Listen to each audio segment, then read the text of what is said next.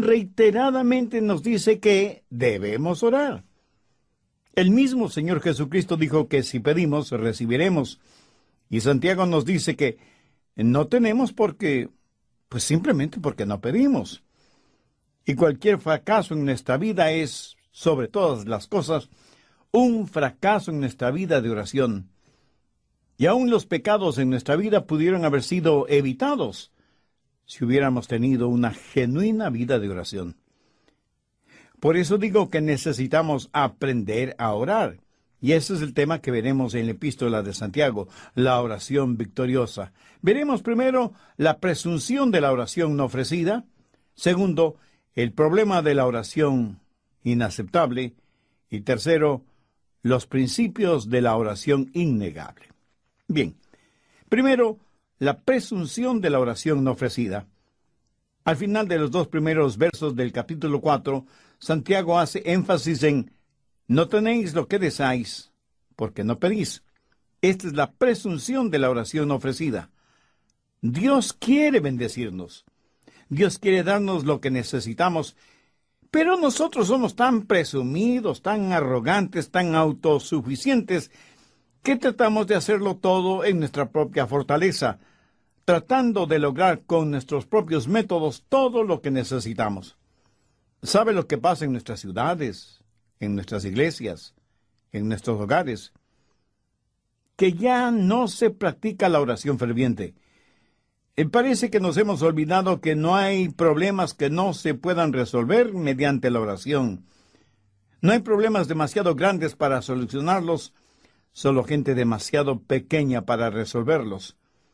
Cuando empecemos a orar de nuevo, a buscar el rostro de Dios, a humillarnos delante de Dios, tendremos paz en nuestro corazón, porque Dios quiere bendecirnos por medio de la oración.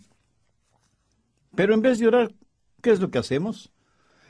Más armas de guerra, más drogas alucinógenas, más asesinatos de los bebés en los vientres de sus madres, más conflictos en el hogar, en la nación, en el mundo, más odio, más violencia, más de todo lo negativo, y menos, cada vez muchísimo menos, el buscar a Dios, el ser protectores de la paz.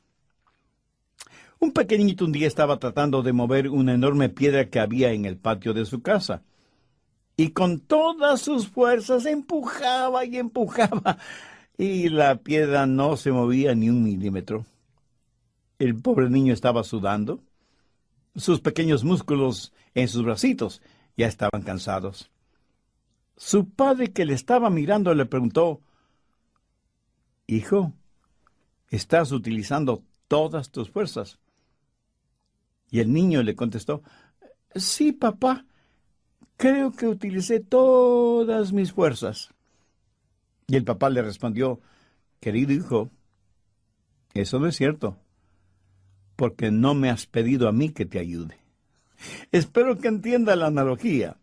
A veces llevamos cargas y problemas y nos esforzamos y luchamos y decimos que estamos haciendo tanto como podemos, pero no logramos aligerar la carga ni resolver ni uno solo de los problemas.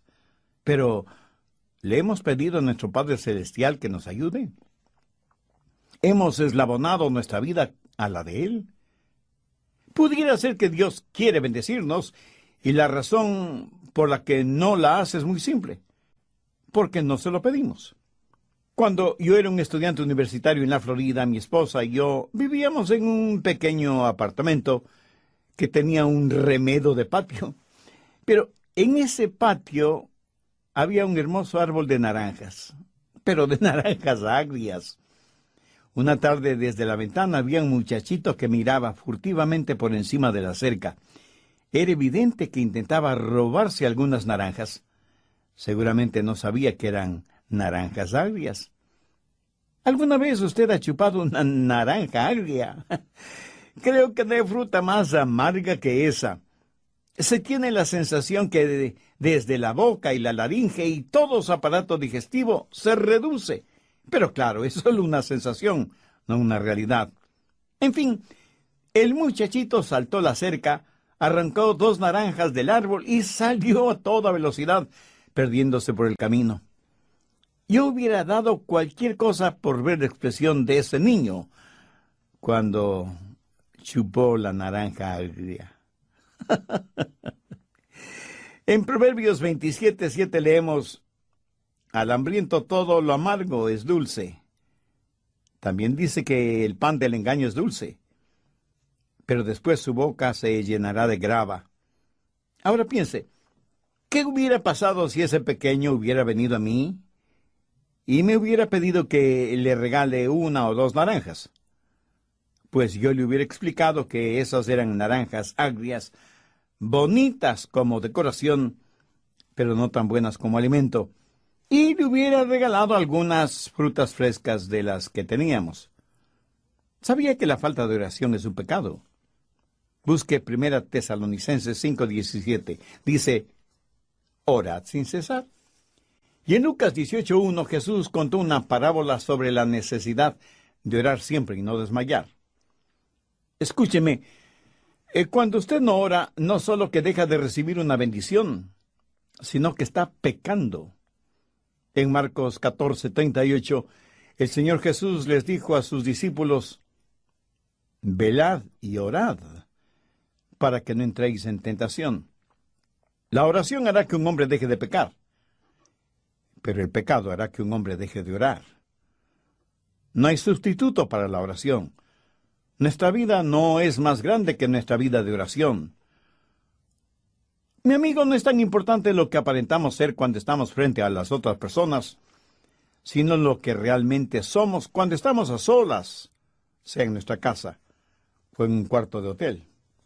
Segundo, el problema de la oración inaceptable. Muchas veces el problema no es que no oramos, sino que oramos, pero Dios no acepta nuestra oración. ¿Por qué? Veamos lo que Santiago dice al respecto. Capítulo 4, versos 3 y 4. Pedís y no recibís, porque pedís mal, para gastar en vuestros deleites. Oh almas adúlteras, ¿no sabéis que la amistad del mundo es enemistad contra Dios? Cualquiera, pues, que quiera ser amigo del mundo, se constituye enemigo de Dios. Santiago está hablando de la oración que no es aceptada por Dios. Algunas personas hacen largas oraciones en voz alta, y sin embargo sus oraciones no son contestadas. ¿Por qué? Porque tienen una motivación equivocada. Hay gente que quiere sacrificar la respuesta a sus oraciones en el altar de su lujuria. No buscan la gloria de Dios, simplemente están orando para satisfacer sus propios deleites. Su motivación es egoísta y por lo tanto básicamente pecaminosa, y Dios jamás va a respaldar nuestra egolatría. ¿Pero de qué está hablando Santiago en el verso 4? Bien, escúcheme atentamente. Cuando usted y yo creímos en Jesús y fuimos salvos, cuando nacimos de nuevo y pasamos a ser parte de la iglesia, la novia de Cristo, comenzamos una relación íntima con Él. Él es el novio, la iglesia es su novia, y así como la novia debe ser casta y pura y separada para darse únicamente al novio, así la iglesia debe pertenecer a Jesucristo y guardarse únicamente para Él. Espero que comprenda esto muy claramente. Pero entonces aparece otro pretendiente de la novia, que es el mundo. Y el mundo es como un hombre intrigante, confabulador, pervertido, adúltero, que trata de seducir a la novia del Señor Jesucristo. La Biblia dice que cuando nos separamos de Jesús y tenemos amistad con el mundo, cometemos adulterio espiritual. Dios nunca aprobará ni menos bendecirá nuestra relación adúltera con el mundo. Los miembros de la iglesia de Corinto cometían toda clase de inmoralidades en el seno de la iglesia, y porque las inmoralidades eran entre ellos en la iglesia, creían que no habían pecado. Así que el apóstol Pablo tuvo que escribirles muy fuertemente, ejercitando disciplina espiritual. Cuando cometemos adulterio espiritual, no estamos interesados en la gloria de Dios, sino en complacer nuestras propias concupiscencias. Muchas oraciones suenan francamente mundanas Y su motivación básica es la autosatisfacción, el tener más cosas, el hacer más de lo que a mí me complace, el gozar de placeres a plenitud. Santiago dice que no recibimos porque pedimos mal, y lo que pedimos es para nuestro propio deleite. Por eso nuestra oración se vuelve inaceptable delante de Dios. Y alguien dirá, bueno, yo pensé que podía pedir a Dios por mis necesidades. Por supuesto que puede hacerlo. Dios suplirá sus necesidades de acuerdo a sus riquezas en gloria por medio del Señor Jesucristo. Pero escúcheme, sus deseos egoístas siempre serán negados, pero sus necesidades legítimas nunca le serán negadas. Usted puede orar por necesidades reales y Dios hará la provisión necesaria. Pero si usted pide para complacer sus apetitos materiales, mi amigo, se lo digo francamente, usted está perdiendo el tiempo. Tercero, los principios de la oración innegable. ¿Cómo podemos orar y que nuestras oraciones no sean negadas? ¿Cómo podemos orar para que Dios nos escuche? ¿Cómo podemos orar para eslabonar nuestra vida con el Dios omnipotente? Santiago nos da 5 principios básicos que son vitales para usted, para mí, para todos nosotros. Primero, sensibilidad al Espíritu. Veamos Santiago 4:5. ¿O pensáis que la Escritura dice en vano, el Espíritu que Él ha hecho morar en nosotros nos anhela celosamente? ¿Quién es el Espíritu que mora en nosotros? Pues el Espíritu Santo. Y aquello de que nos anhela celosamente, en el original griego no tiene ninguna connotación sensual o sexual. El Espíritu Santo anhela celosamente, profundamente, determinadamente morar en nosotros. El Espíritu Santo que hace morada en nosotros anhela la devoción de nuestro corazón. ¿Sabe lo que Dios demanda de nosotros antes de que oremos? Demanda nuestro corazón. ¿Y sabe lo que el Espíritu Santo nos dice mientras mora en nosotros? Entrega tu devoción total a Cristo. El Espíritu Santo nos anhela celosamente por causa de Cristo. La Biblia enseña que Dios es un Dios celoso. Algunas personas no entienden esto. Piensan que cuando se habla de celos, siempre es algo malo. Pero los celos no siempre son malos. Cuando usted o yo somos celosos de nuestras obligaciones, estamos hablando de tener la virtud de la responsabilidad y la cumplimos a cabalidad, celosamente, si se quiere. Muchas veces somos celosos cuando no debemos serlo. Por ejemplo, un músico o un pintor no tiene ninguna razón de tener celos de otros músicos o pintores, porque ni la música ni la pintura son de su exclusiva propiedad. Un atleta no debería tener celos de otro atleta, porque él no tiene patente sobre el atletismo. Un pastor no debería tener celos de otro pastor, porque la palabra de Dios no le fue entregada únicamente a él. Aunque debo reconocer que algunos pseudopastores o profetas o apóstoles actúan como si Dios tuviera contacto única y exclusivamente con ellos. ¡Qué orgullo! ¿No le parece? Y aunque en el mundo hay miles y miles de predicadores, hay un solo Dios. Y ese único Dios es omnisciente, omnipresente y omnipotente. Dios es un Dios celoso. Es el Dios que no quiere un lugarcito, ni quiere ser prominente en su vida. Él demanda ser preeminente. La Biblia dice que en todas las cosas Jesús debe ser preeminente.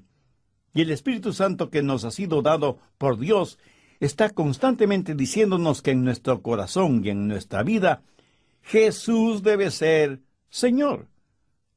¿Quiere que sus oraciones sean contestadas?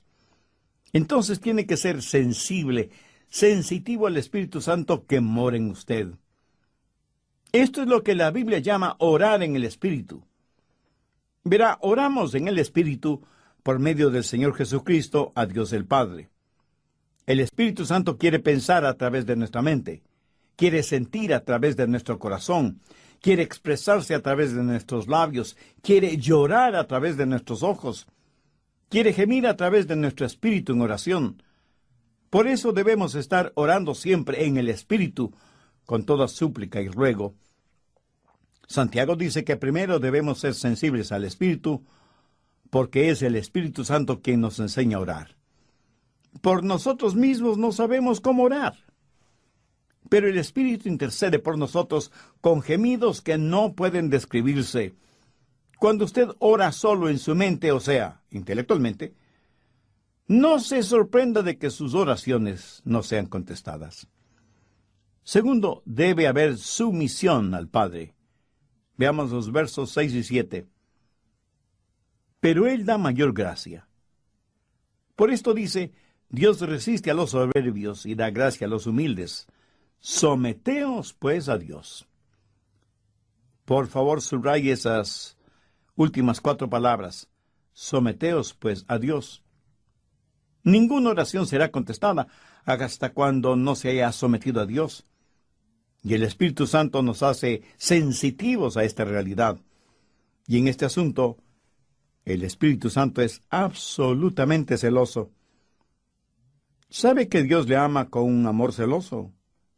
O sea, con un amor que realmente se preocupa por usted. ¿Tiene usted esa clase de amor por Dios? Debemos someternos a Dios. ¿Sabe por qué muchas veces nuestras oraciones no son contestadas? Porque decimos, no tu voluntad, sino la mía sea hecha. Permítame decirle algo.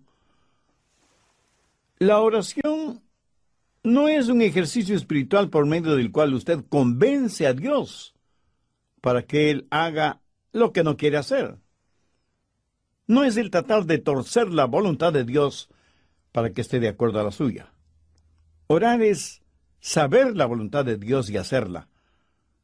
Por eso cuando nos acercamos a Dios, siempre debe ser diciendo, Padre nuestro que estás en los cielos, santificado sea tu nombre, venga tu reino, hágase tu voluntad. ¿Saben dónde se metió el hombre en problemas?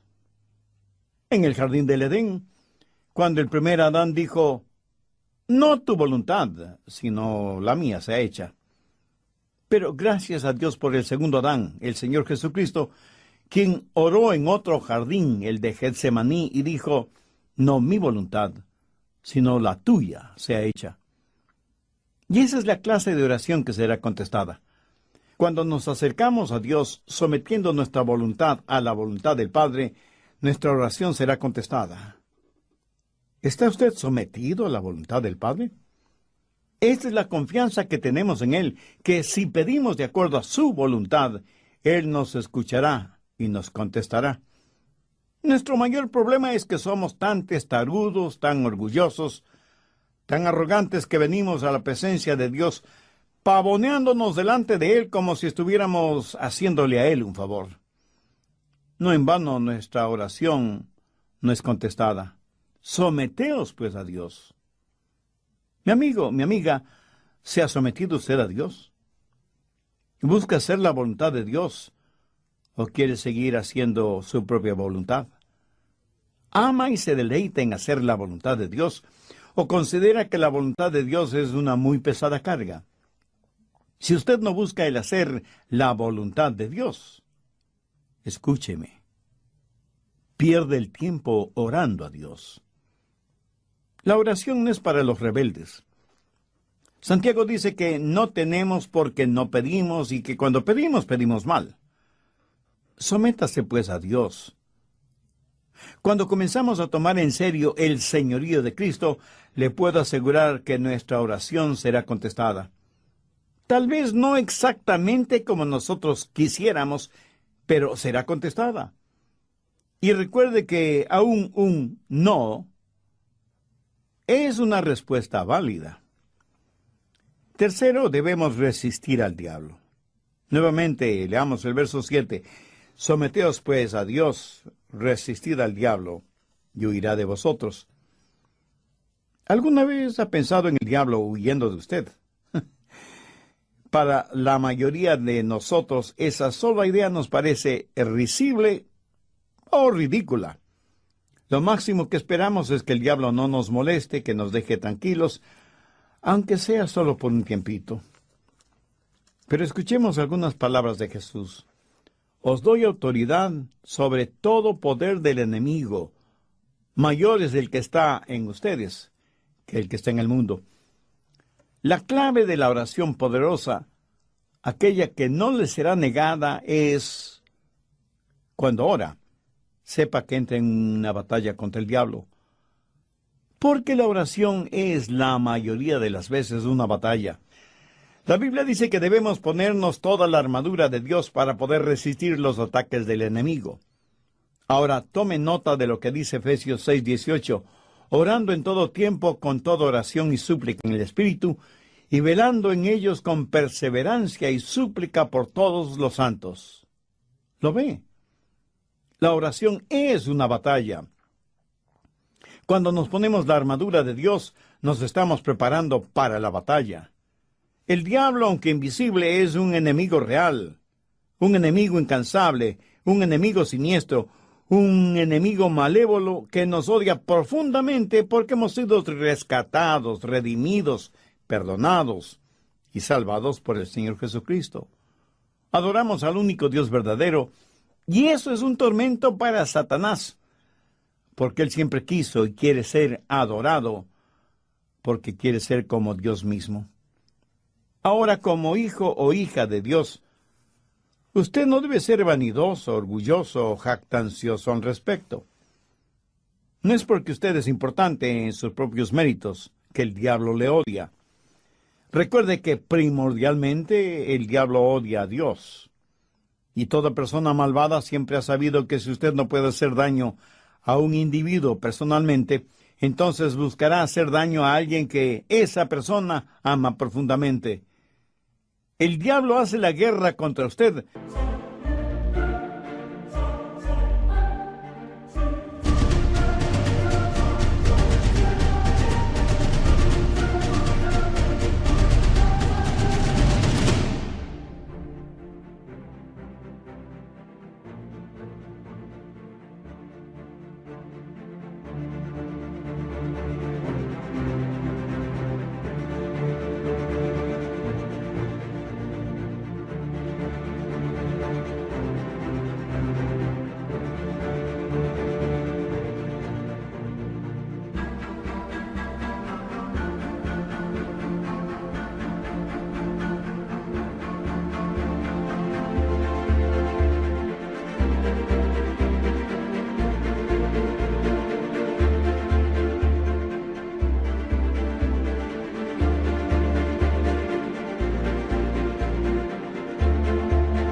Porque es la única forma que tiene de hacer la guerra contra Dios.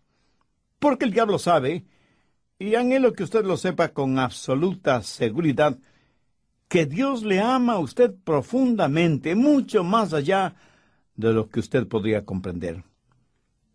¿Y la guerra de Dios es contra el diablo? ¿Se ha preguntado alguna vez cómo Dios ganará esa guerra? Escúcheme atentamente, porque voy a revelarle un gran secreto. Dios ganará esa guerra contra el diablo por medio de las oraciones de sus redimidos. El omnipotente Dios se ha limitado voluntariamente a nuestras oraciones. Dios actúa cuando oramos, y es por eso que la oración es un verdadero campo de batalla. El diablo se ríe de nuestros programas, de nuestras organizaciones, de nuestros edificios. Pero tiembla cuando oramos. Y hará no solamente lo posible, sino hasta lo imposible, para evitar que seamos hombres y mujeres de oración. Es más, el diablo hasta podría animarle a que asista a la iglesia y lea la Biblia, si con eso puede evitar que usted ore. Si usted no tiene tiempo de ir a la iglesia, y por alguna razón lógica tiene que quedarse en casa, aproveche esa oportunidad para orar. Pero si puede ir a la iglesia y adorar a Dios y tener comunión con los hermanos, y escuchar el mensaje de la palabra de Dios y orar, eso es mucho, mucho mejor. Mi amigo, lo que le estoy diciendo lo puedo resumir en lo siguiente. No hay sustituto para la oración. Al diablo no le interesa lo que yo predico. Creo que hasta nos anima a tener una vida religiosa centrada en lo que nosotros queremos hacer y cómo lo queremos hacer, si con eso logra que no utilicemos el poder que Dios nos ha dado para que se haga realidad por medio de la oración honesta y persistente, recordando lo que la Biblia dice, orad sin cesar. Una vez que somos sensibles a la voz del Espíritu Santo y nos sometemos a la voluntad del Padre, entonces, escúcheme bien, entonces y solo entonces estaremos listos a resistir al diablo y sus acechanzas. Permítame enfatizar la siguiente verdad. Antes de resistir al diablo es mejor que se someta a Dios, o usted tendrá que enfrentar tremendos problemas. Pero cuando se somete a Dios y tiene celo por su causa, y Jesucristo es su Salvador y Señor, entonces usted podrá repudiar los ataques del diablo, podrá resistir sus embates, podrá sacarle de su propiedad espiritual porque usted le pertenece al Padre. En el nombre de Jesucristo y en el poder de su sangre, saque a Satanás de su vida. Y el diablo huirá de usted, porque usted es un hombre poderoso o una mujer poderosa en la oración. Cuarto, debemos separarnos del mundo. Santiago 4:8 dice, acercaos a Dios y Él...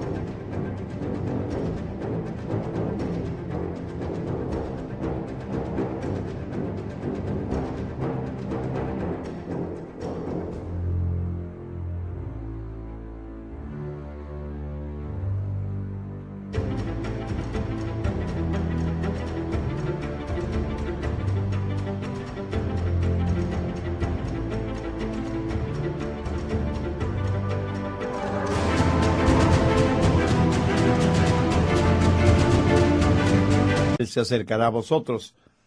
Pecadores, limpiad las manos. Y vosotros, los de doble ánimo, purificad vuestros corazones. Aquí el apóstol está hablando del principio de la separación del mundo. Y será imposible que usted trate de separarse del mundo sin haber resistido al diablo. Y no podrá resistir al diablo hasta que no se haya sometido a Dios. Y no podrá someterse a Dios hasta que no sea sensible a la voz del Espíritu Santo. Pero una vez que se ha sometido a Dios y ha resistido al diablo, es el tiempo de separarse del mundo. Verá, no es que si usted limpia su vida, Dios le aceptará. Nadie puede limpiar la vida hasta que venga Dios, hasta que haya repudiado al diablo. Hasta ese momento, usted nunca tendrá la victoria sobre el mundo. Entonces, ¿qué es lo que Santiago está diciendo? Que cuando llegamos a este punto en nuestra vida de oración, no podemos llegarnos a Dios con las manos sucias, con corazones divididos o con doble ánimo. No podemos llegar a Dios por dos caminos. En Santiago 4:4 leemos, ¿no sabéis que la amistad del mundo es enemistad contra Dios? Cualquiera pues que quiera ser amigo del mundo, se constituye enemigo de Dios. Dios nos salvó y cubrió este mundo con la sangre de su unigénito Hijo para que nosotros sirvamos al diablo. ¿Hay en su vida algún pecado del cual no se ha arrepentido? ¿Tiene algún mal hábito?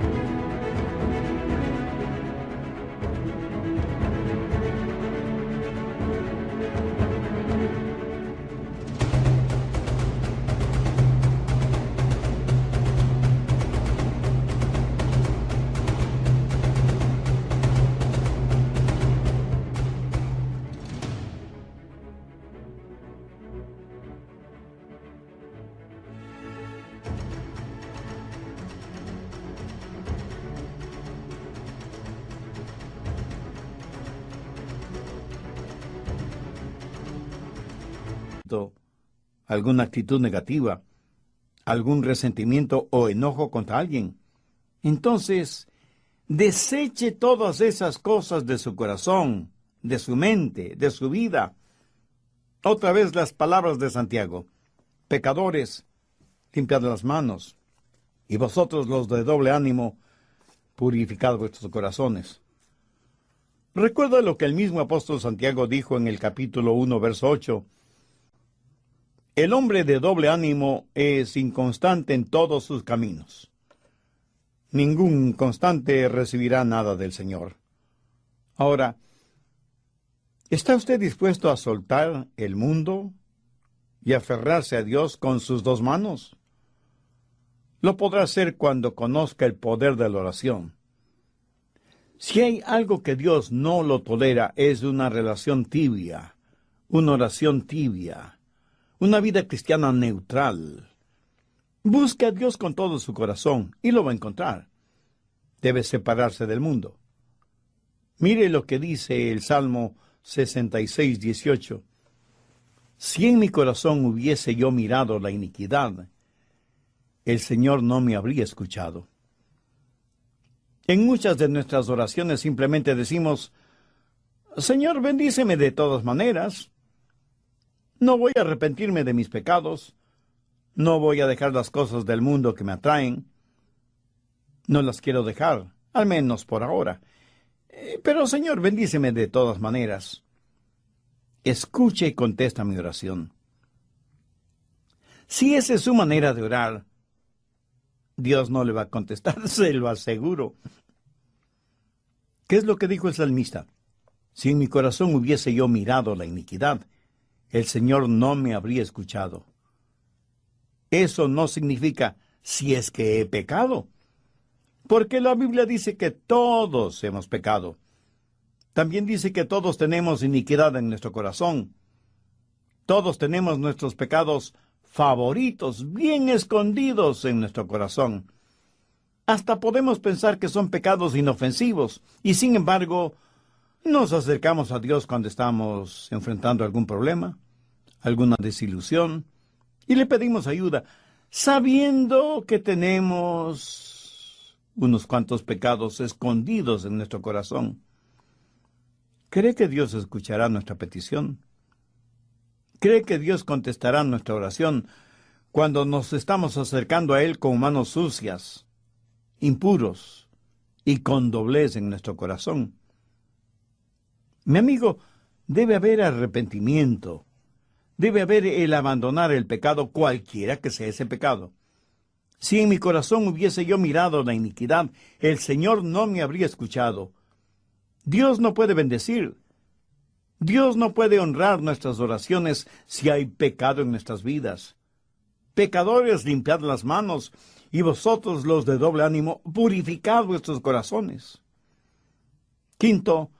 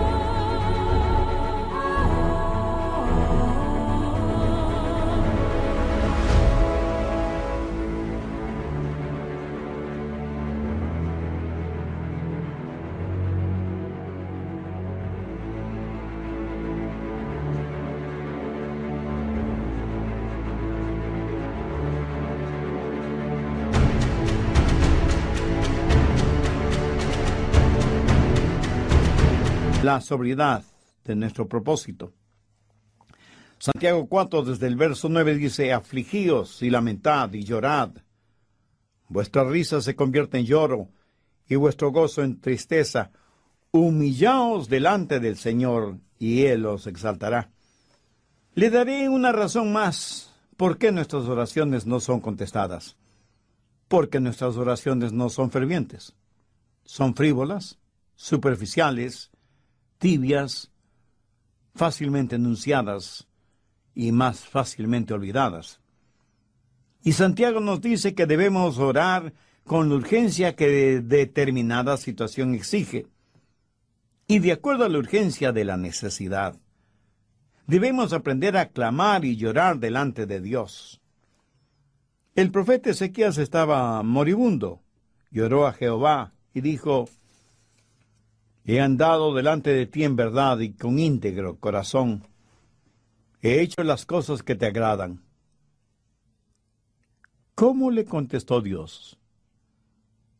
Yo he oído tu oración y he visto tus lágrimas. Qué hermoso. Amigo, ¿ha visto Dios sus lágrimas? Hay cualquier cantidad de organizadores, pero no los suficientes agonizadores. Y esto me lo estoy diciendo a mí mismo. ¿Cuándo fue la última vez que usted derramó lágrimas por su alma hipotecada al diablo? ¿Cuándo fue la última vez que usted oró antes de comer? ¿Cuándo fue la última vez que pasó un considerable tiempo en ayuno y oración? ¿Ha habido alguna noche en la cual usted agonizó en oración por la salud física o espiritual de su cónyuge, o de sus hijos, o de sus familiares, o de sus amigos? ¿Cuándo fue la última vez que usted le dijo a Dios: Dios, no te dejaré ir hasta que me bendigas? ¿No cree que ya es tiempo de pedirle perdón a Dios por nuestras oraciones insustanciales, fáciles, débiles, egocéntricas? ¿No cree que ya es tiempo de quebrantarnos en oración delante de Dios? El rey David supo esto por experiencia propia, por lo cual pudo decir: los sacrificios de Dios son el espíritu quebrantado, al corazón contrito y humillado no despreciarás tú, oh Dios. Santiago es muy serio cuando habla de la oración. Por eso dice: la oración eficaz del justo puede mucho. Con profunda tristeza he notado que en la práctica del cristianismo en este siglo falta primordialmente la oración ferviente. Mucho de lo que se considera oración en muchas iglesias, independientemente de su denominación, no es nada más que una piadosa verborrea espiritual. Que Dios nos ayude como creyentes y como miembros de alguna iglesia bíblica y cristocéntrica a aprender el secreto de la oración victoriosa.